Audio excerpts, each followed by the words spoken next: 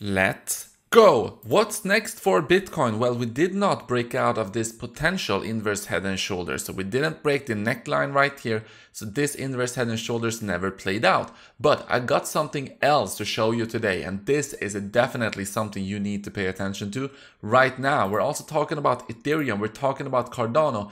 And most importantly, I am going to tell you why I am not selling a single Satoshi right now. And this data is going to be very interesting. So welcome back everybody. My name is Cristiano, bringing you cryptocurrency videos every day, teaching you how to make money in this market. If you are new to this channel, then go ahead and subscribe and also activate the bell so that you get notified whenever I post a new video on the channel. Okay, let's get straight into Bitcoin here, because we left off yesterday talking about if we were to break this neckline right here at $41,000, we were going to see an inverse head and shoulders play out. Now we didn't do that, but this is now forming into something else. So we didn't get this breakout, perhaps we're going to get a different type of breakout. And so I'm going to show you it on this chart, because if we keep the same neckline, and we are still on the 4-hourly time frame, we keep the same neckline or this resistance line up here, and then we can potentially draw a line down here. So this is making it a rising wedge instead. Now, a rising wedge is actually a bearish pattern in of itself. It can break to the up or to the downside, of course. But this is something you need to watch right now, because not only do we have the inverse head and shoulders, not this one, but this one, the inverse head and shoulders can still potentially have a breakout here, although it wouldn't be an inverse head and shoulders by then, because, you know, we are too far stretched right now. So for this to be the inverse head and shoulders, we would need to break out at this point. But nonetheless, the effect of the breakout of the inverse head and shoulders can still be felt if we break out of this wedge right here.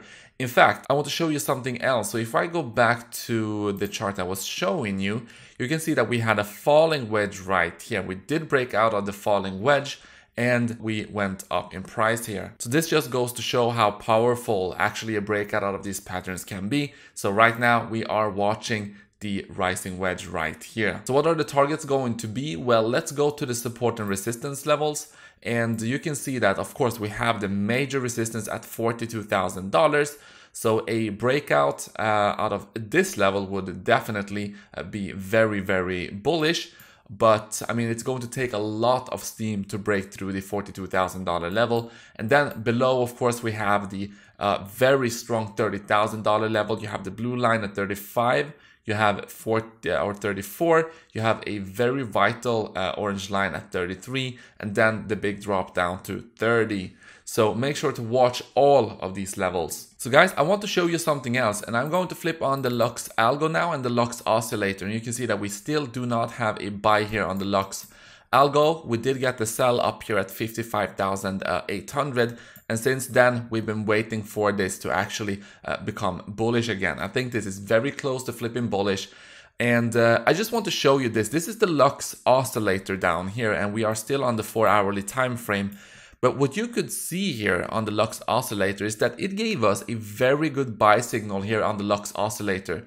So what I want to say is that if you're using the Lux Algo right now, don't only watch for this, so the buy and the sell on the actual candles, because on the Lux Oscillator, you did get a very nice buy down here, and it was at this candle at $31,000.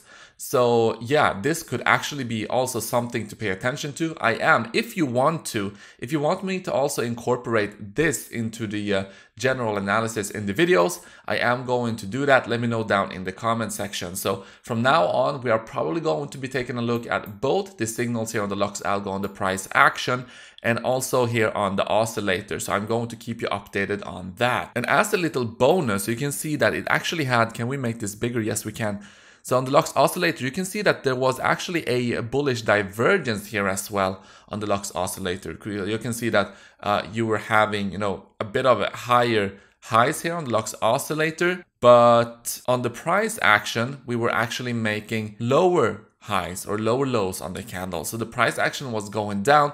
Lux Oscillator spotted a divergence here. So yeah, this was also something that you could pay attention to to spot this price trend reversal. Now I quickly want to go to the daily chart, and I want to flip on the moving averages because we have something very important happening here as well.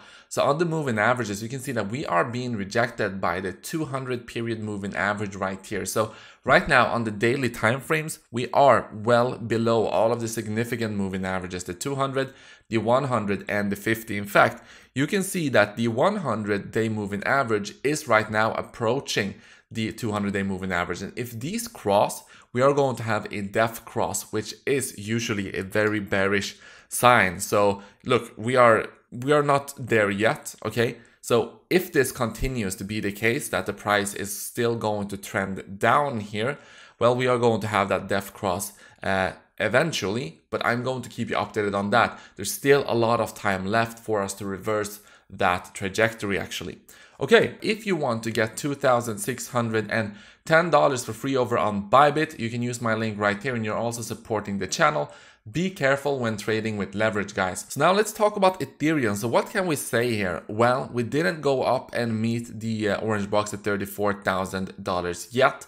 So we're still struggling here, but this is also looking like a bit of a inverse head and shoulders formation.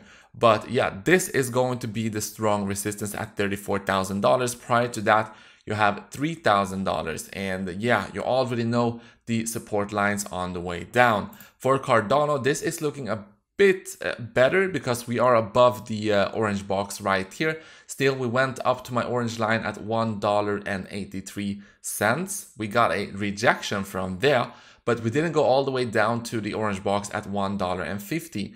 But what I am anticipating here for Cardano is that if we go down here, I am expecting this to be pretty strong support.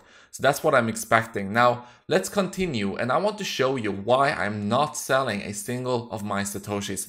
Now, the dominoes are falling, guys. We're seeing the billionaires who have been criticizing Bitcoin previously are coming out and now saying that they are investing in Bitcoin. Now, chances are that they are already invested in Bitcoin, that they were actually buying the dip. Hell, maybe they actually orchestrated the panic that you were seeing a week ago in order to buy the dip. I mean, I would not be surprised if that is the case. So you're seeing each and every one of these coming out and now being bullish on Bitcoin, being bullish on crypto. And what I want to show you is the addresses with a balance over 10 Bitcoin. And why is this important? Well, I want to show you the distribution of Bitcoin right now. Actually, let us quickly first look at the balances with over 10,000 Bitcoin. Now, I'm not talking about $10,000 worth on Bitcoin. I'm talking about 10,000 Bitcoin. So that's a lot of money.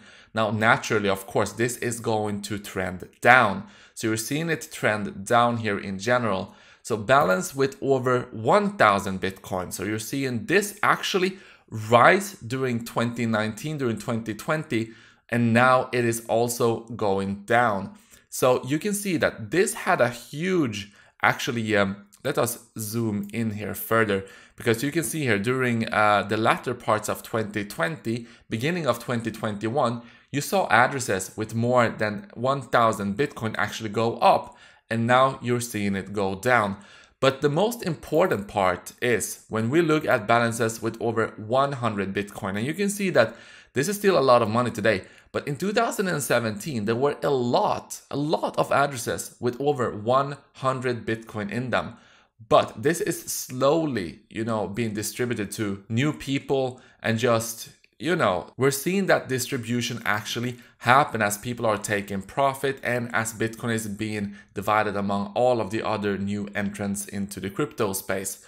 But when you see this go down and you see how many people actually had Bitcoin with a balance of over 100 Bitcoin in 2016, 2017, and then you look at the addresses with over 10 Bitcoin. So now we are getting into a point in which, normal people, very, very wealthy people still, but it can still be realistic to own 10 Bitcoin. So 10 Bitcoin is $500,000. So, wealthy people can absolutely own 10 Bitcoin today, but you're also seeing this go down right now. So what should we make of all of this? Well, we're getting these billionaires coming in. We're getting institutions. We're getting data, raw data that shows us that people who once had 10, who once had 100 or 1000 Bitcoin, they are not, I mean, it's becoming more and more scarce and more unusual for people to actually hold that many Bitcoin.